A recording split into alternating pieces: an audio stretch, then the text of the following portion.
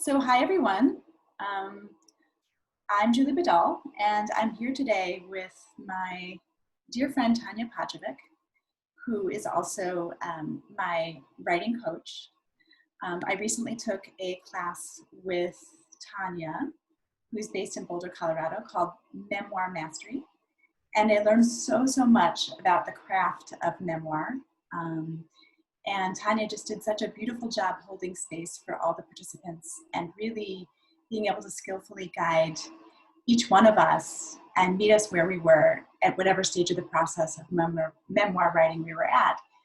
And I invited her to talk to me today because Tanja had written a memoir of her own. I don't know if you can see this here. Okay. It's called The Secret Life of Grieve. And I recently finished reading this beautiful memoir in which Tanja describes her grief process after losing her mother, and all the different ways that what she learned about grief and the tools that she developed for herself around grief, and her whole healing process, which happened about 8 years ago.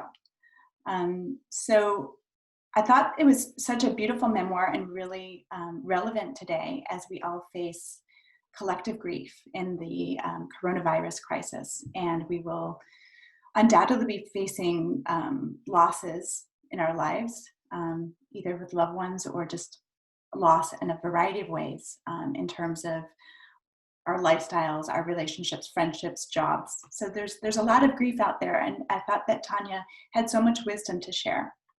And as I mentioned, Tanja lives in Boulder. She has an MFA from the Indiana University, good Midwestern person like me. And she is currently working at the Lighthouse Writers Workshop and has taught at CU Denver writing as well.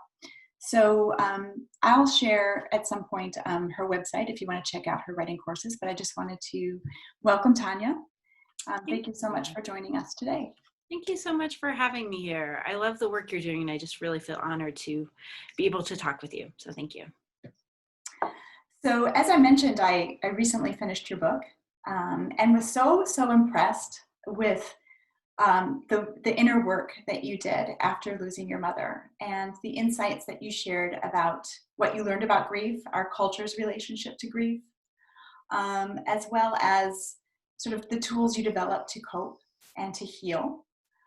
And I also just wanted to say that I got to know you in such a different way. Like, you really shared so much of your inner life. And as I revealed, Tanja and I are friends. We actually went to high school together and grew up in the same hometown. But I didn't know, so much about your Serbian background, your experiences in Serbia, the struggles that you had going on in your family, and I just gained such an appreciation through storytelling of your whole person. And there was just such a fullness in the writing. And I just want to say that I really enjoyed getting to know you that way. And I want to thank you for that gift. It was quite a gift to read your story. And it was also an act of bravery to share it with the world. So thank you. Thank you. I did a lot of it. Thank you. And I don't, it's funny. I don't know. I think those of us who are writers, I don't know if we think of it so much as an act of bravery, just as, we tend to write the books that we want to read, as writers. And so one of the reasons that I wrote that book is because I wanted to learn how to grieve consciously. And I couldn't find the book that I was looking for. And it really made me kind of crazy, honestly. I felt like we should have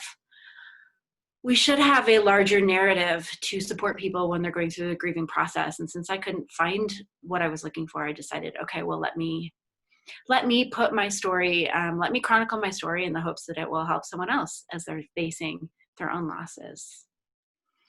It's funny, Zadie Smith says something along the same lines. She says oftentimes readers will approach her and comment on her bravery, and it's such a strange feeling for her to be told that she was brave when she didn't realize she was being brave. It's sort of like okay, how do I process that?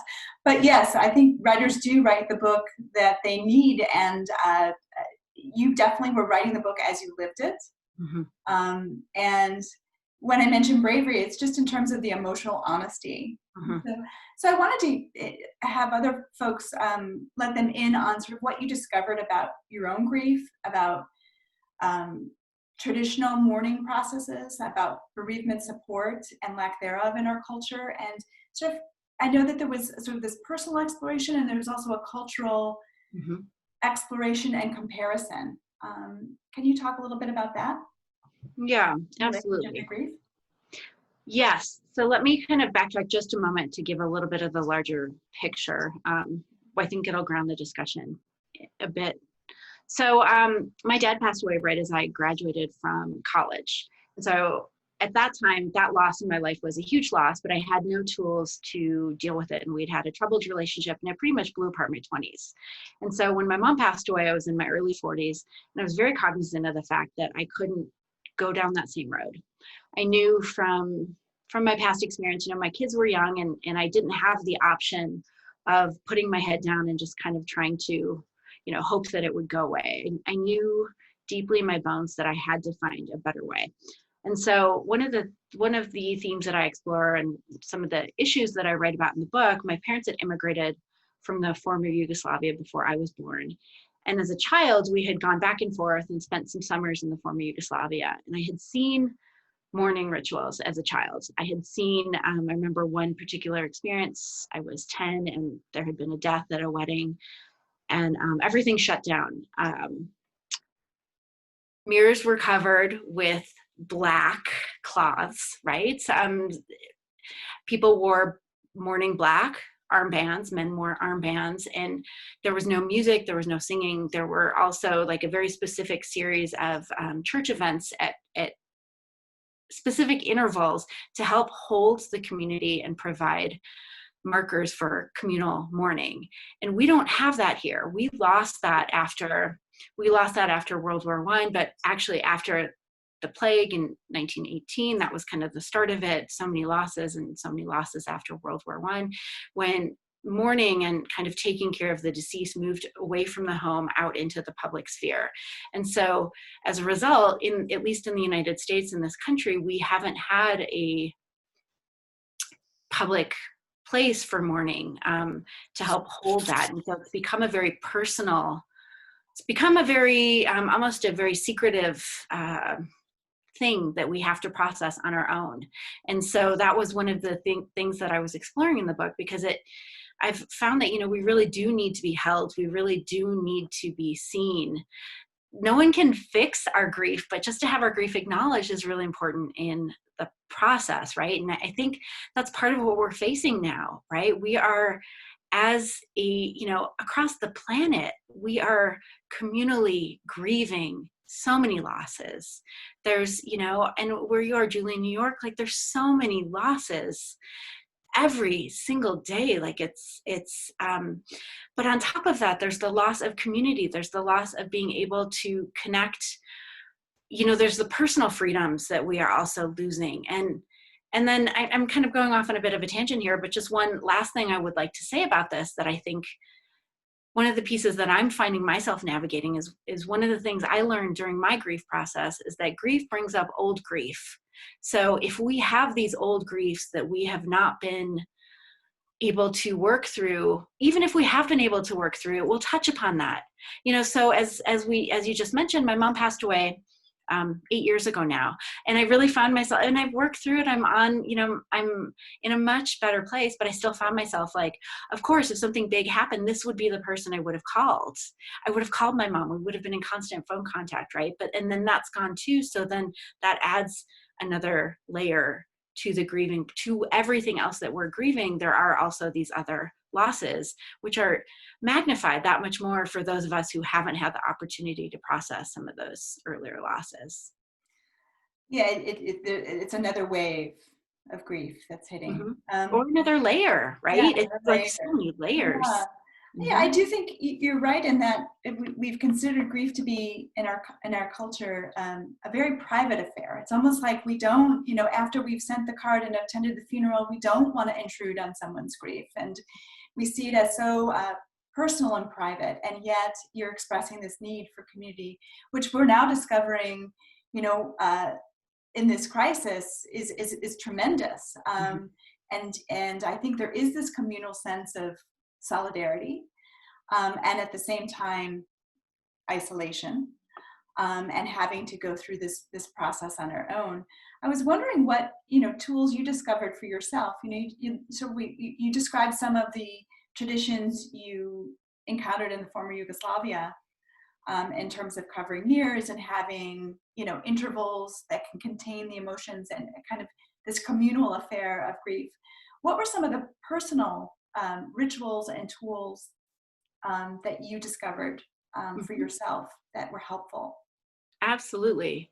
So one of the things that I have found in my adult life that are my personal touchstones for grounding are writing, dance, and meditation. Those are the three pieces that I keep circling back to in terms of mental health and physical health, right? And after my mom passed away, that became even more important for me to really ground in those pieces. And I'm actually speaking with other folks who work in this field. I'm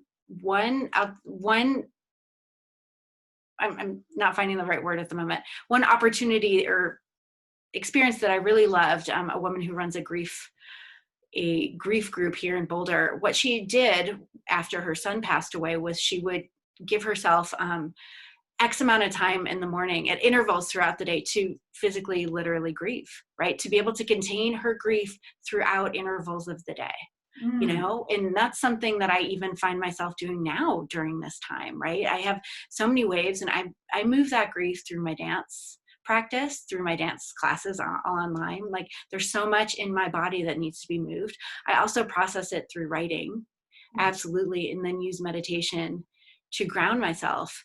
And for me personally, one of the big pieces that I've found is, and this is a universal truth, of course, is that, as Brene Brown says, you can't numb one part of your experience. If you numb the grief, you numb the pain, you also numb the joy. And that's become my guiding principle. Right now, in these past few weeks, I feel strongly that I am grieving multiple times a day. And it's what's allowing me to stay buoyant. Maybe not buoyant isn't the correct word, but it's allowing me to be able to come up and have those moments of connection and presence with myself, but also with my family, as well as my community and my clients. What do you do during that time that you are giving yourself space to grieve? Is there a ritual that you engage in, or is it just time to sit and have a cup of tea? So right now, I physically feel so much emotion in my body. I am physically feeling so much grief, maybe as an empath, a sensitive person. So I'm finding that dance is helping me so much. I have so much, I'm a big believer in feeling the full range of emotions. And I have a lot of rage right now, as well as grief, right? There's so much that could have been handled in a much, much better way. So for me, it's important to move that through my body so that it doesn't turn and become depressive, so that it doesn't turn into self-criticism, so moving that out. Writing helps me as well. I try and do these things in the morning is a good time for me to get grounded, but with so much going on, I'm having to do it multiple times a day now. I really am, if on the days I make the mistake of getting up and reading the news first thing, I'm like, oh my God, I have to then step back and reground again, because otherwise I can't go through my day. It makes so much sense. I'm suggesting the same for my clients, to, shorter, more frequent intervals throughout the day of mindfulness. Yep. But it also makes sense what you're saying in terms of both the somatic experience of the grief. And I think that's just really helpful for people in isolation in general, to keeping things circulating, that feelings are felt in the body. That's why they're called feelings. And that we do need to keep moving them. And then this idea of writing too, and the idea of naming, and how that shifts the brain into kind of a different place, maybe less reactive, and having some control over the feeling states. If we can name it, then we're in a more responsive and a kind of more of an executive function mode. You know, we're taking control, we're putting it in a container, and the container of your writing is such a beautiful process. What do you think happens? I mean, in some ways, where our countries or the world is going to be in a state of postponement in terms of being able to commune and commemorate in a physical space for our loved ones that we lose. What are the consequences of not, and you mentioned a little bit with your father, of if we actually don't, you know, live out the grief, if we don't, as Brene Brown is mentioning, you know, if we don't actually address these feeling states, this loss, what happens? Do you know? I know you're not a grief expert, but in terms of your own experience with your dad, you mentioned that there was a postponement of that process. Oh, yeah. Well, I think, you know, and this is interesting. You and I have spoken about this personally, but part of what I've been exploring is intergenerational trauma, right? And I think that, and ancestral trauma, and this is exactly what I think happens. I have a lot of World War II trauma in my family. And part of the reason that I write, is to open up and honor those stories and to give those stories the space to be able to grieve those pieces that happened in the war. My grandmother who was killed by bomb shrapnel, but also my mother who was set free from a concentration camp the night before her family was to be murdered, right? And so when that's not acknowledged and that's not spoken, then it leads to so much dysfunction and disease. I personally believe disease. I'm a somatic, I'm quite a somatic person as well, you know, interested in somatic psychology. And you know, and I will just say, this is kind of tagging on to what we were just speaking about a moment ago, Julie.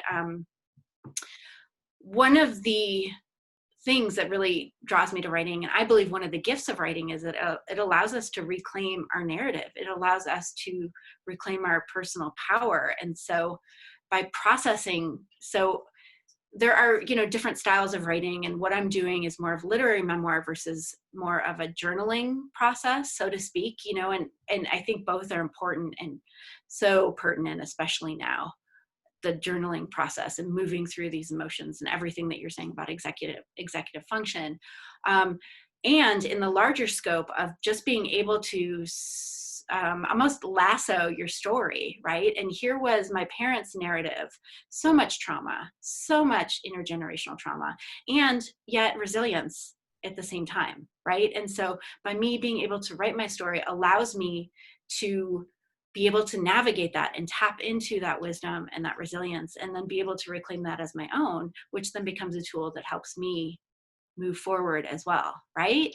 You know, and absolutely, yeah, and also capturing the nuance of your parents' story. There's a point in your memoir you talk about, you know, true healing being this place where you're no longer idealizing or romanticizing, nor are you villainizing, and finding that sort of the balance, the humanity in the people that you're grieving, whether they've, you know, they were able to meet your needs or not.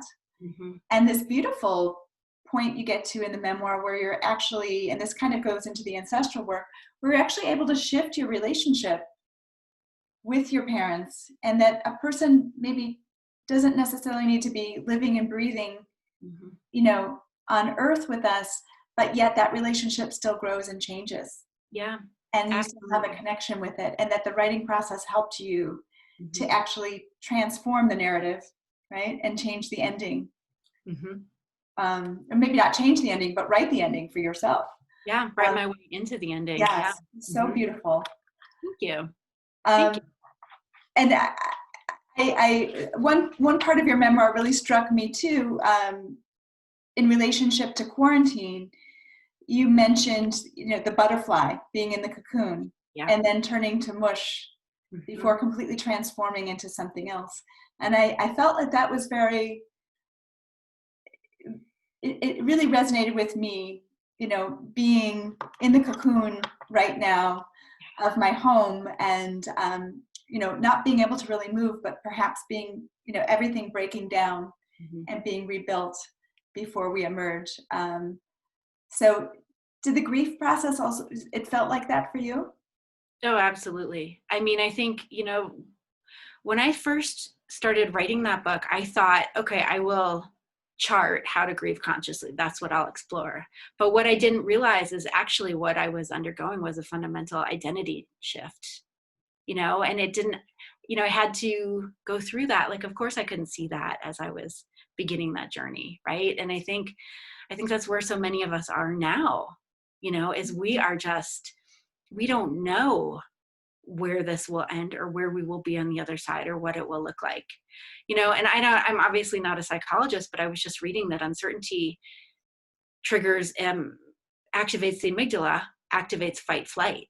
So then it seems to me like, of course we are all in this heightened state, right now. And because there's so much fear with the uncertainty involved. And so as much as we can, I think we have this opportunity, or at least I'll just speak for myself, to be able to kind of go within and maybe break down a bit, grieve and reformulate and really touch our center to connect with what's most important to us in a way that we can move out of this consciously and powerfully, as much as we're able to, knowing that this will be messy. My hope is that I'm seeing so many people really normalizing this more and verbalizing it. And it does give us the opportunity to, share what this looks like more intimately with a wider audience in a way that I don't think was as welcomed, perhaps, with our busier normal world, right? Because it was so external based, and now we are more of an internal focus. And so I hope that's one of the small gifts that comes out of this time. I'm noticing that too. It does seem that the stigma around speaking of one's mental health is removed because it's just become so essential. I'm also looking at statistics of, PTSD in people in quarantine. It looks like from the SARS epidemic, 30% of the folks that came out of quarantine, which was much shorter lived than ours, showed symptoms of PTSD as a result of quarantine. And so, and the longer the quarantine is, the more likely trauma will occur. And that's regardless of socioeconomic status or relationship status. It seems to be across the board that this is something that is very difficult for us, and does require in some ways a deep dropping in order to sustain wellness. And as you're saying, several times a day, perhaps deeply dropping in above all the turbulence. And so, these tools that you're describing are so helpful in terms of, writing, taking time, making the container for grief, and accepting that that's just, it's essential. I think it is, Julie, and I was on a call with one of my mentors about resilience during this time, and she spoke about feeling the tidal wave, right? The tidal wave of emotion. And she's a psychotherapist, and just being able to just catch the edge, right? Just to be able to deal with the edge. And I think, I think just kind of circling back to your earlier question, if we are unable to do this now, the potential for the damage that tidal wave of that grief will cause is enormous, right? For us personally, but also collectively, and the impact that will cause on our families, right? Absolutely. Our communities. Anyway. So there's this opportunity, and to change our relationship with, and it seems almost mandated in some ways, that our relationship with just about everything needs to transform. Just as your relationship with yourself transformed as a result of grieving, which is, just so exquisite. And there was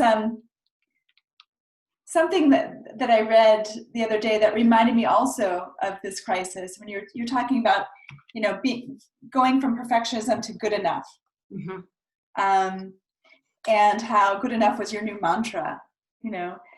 There was so much freedom in this new way of living that it quickly became addictive. I became a master of the 20-minute first floor house clean, good enough to get us through the week. 3 dinners planned for the week? You betcha. 25 minutes to hit the neighborhood grocery store to pick up that food? Awesome. Dropping off takeoff from a friend's favorite restaurant? takeout from a friend's favorite restaurant when her family needed extra support, and Ken and I were so slammed with work that we could barely cook for our own family. Damn straight. Clearly defining the amount of time I could realistically volunteer at my children's school. Fuck yeah. I just love the permission you're giving yourself, for good enough, in a time of emotional challenge, and how, it relates so much to so much, of us trying to juggle so many things within the limitations of quarantine or social distancing, especially homeschooling the kids, okay, good enough. Yeah, absolutely. I personally had to turn on the TV, to conduct this interview, and it's noon, and I have a rule that, there's no TV before 4:00, but it's good enough, Yeah. So that permission you're giving yourself to be, imperfect, and how that changed. You had your own back, Yeah. It changed the way you interface with the world.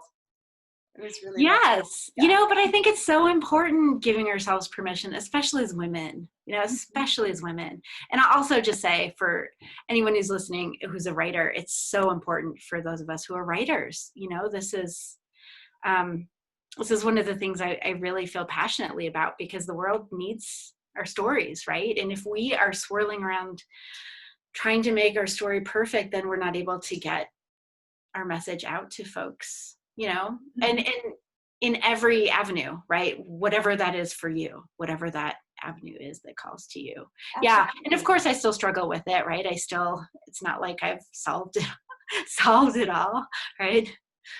Yes, and telling our stories, and perhaps even the stories of others at this time that, are unable to, or telling the stories of those we've lost as a way of sharing our bereavement, is one way that we can grieve communally at this time.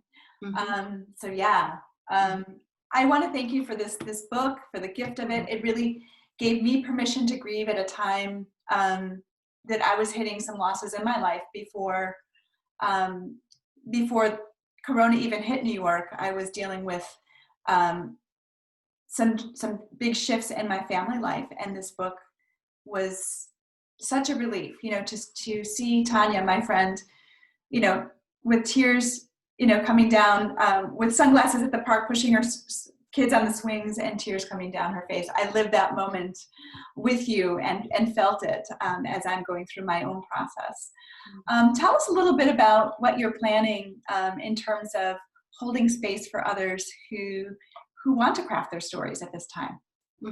Thanks, Julie. And thank you for your kind words. I'm so honored to somehow, just open up a bit of space, maybe, and a bit of, compassion, and maybe just kind of walk along the journey with you a bit. So thank you. That means a lot to me. You bet. Yeah.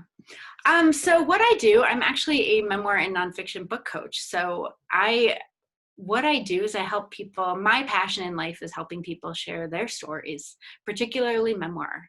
It's the place that I've loved and studied and worked in for the past 20 years. So I offer online memoir classes and coaching, and I'm working with folks and doing it in a flexible way and offering deep discounts right now, because I just want to give people a container to explore their stories.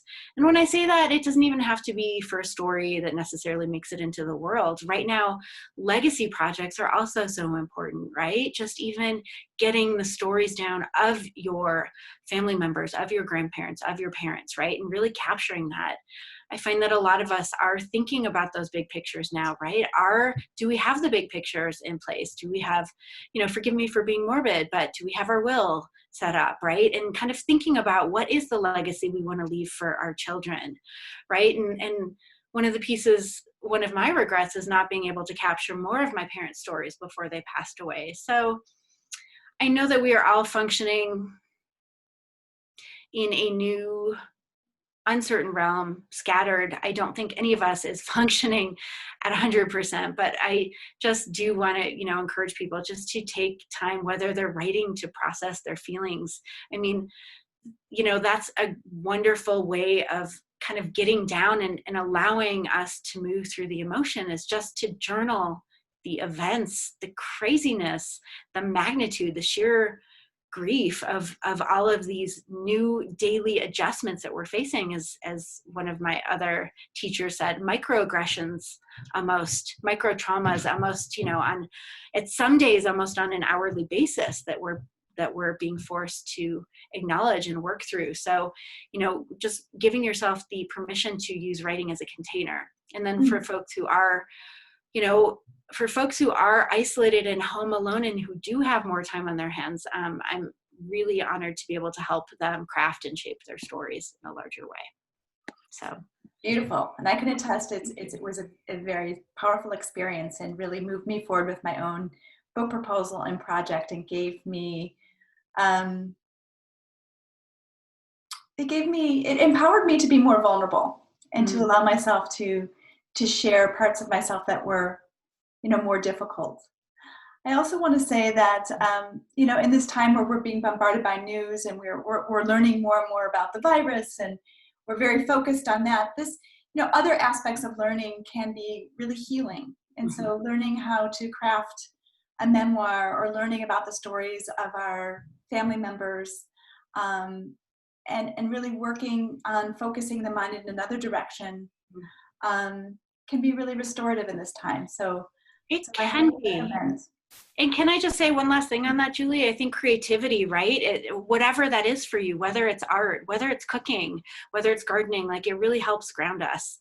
And if I may just say, one of the biggest, most important lessons I learned on my grief journey was to be able to hold the grief and the sorrow in one hand, but also to be able to hold the beauty and the joy in the other hand, and to be able to hold them at the same time, that paradox, right? Without being swept under by the tidal wave of grief and only lingering there. And I think that that's where creativity and connection and whatever it is that really feeds your soul can really help keep us not in equilibrium, because I don't know that that's really possible right now, but at least keep us buoyant and resilient during a really, really intense time.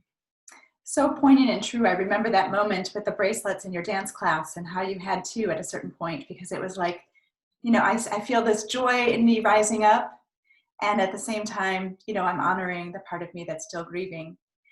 To end, I wanted to find this quote. I think you were on retreat at Kripalu, with David Wagner. Yes. And I love that you ran into David Kessler, and he another day we'll talk about the comment about his book, which was so great.